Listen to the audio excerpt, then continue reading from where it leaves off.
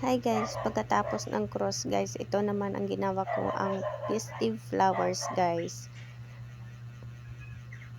Gupitan lang natin guys yung dahon guys, pareho kalaki guys, yung agwat.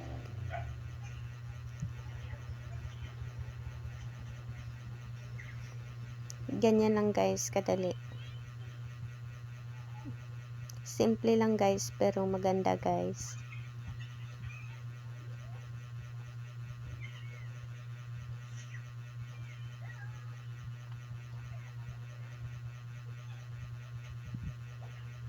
Festive flowers guys yung tawag dito.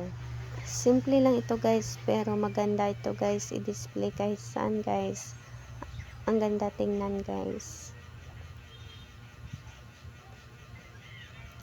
Mas maganda guys kapag maraming ang nagawa mo dito. Yung mga ginawa ko dito guys, yung iba sarili ko lang guys, iniisip ko lang kung paano ang magawa ko sa lukay guys.